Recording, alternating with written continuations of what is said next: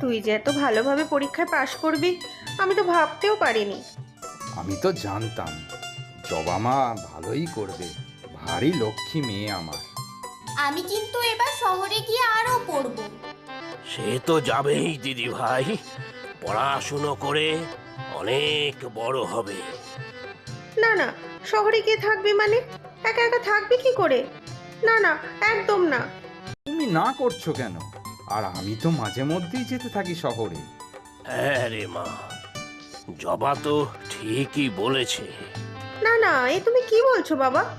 যতটুকু যা পড়ালেখা করেছে ঠিক আছে, এবার একটা ভালো ছেলে দেখে বিয়ে দিয়ে দেবো। না না মা, আমি এখন বিয়ে করব না, আমি আরো পড়বো। দেখ জবা, জেদ করিস না। আরো পড়াশোনা করে করবে কি? সেই তো বিয়ে করে ঘরকন্যার কাজ সামলাতে হবে।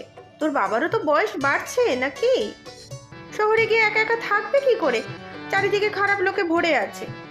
শহরে আমি হোস্টেলে থাকবো, একা থাকবো কেন? কত মেয়ে দূর দূর থেকে এসে হোস্টেলে থেকে পড়াশোনা করে জানো? ঠিকই তো, দিদি ভাই পড়বে। না বাবা, তুমি আর ওকে আশকারা দিও না। ও কোথাও যাবে না, ব্যাস।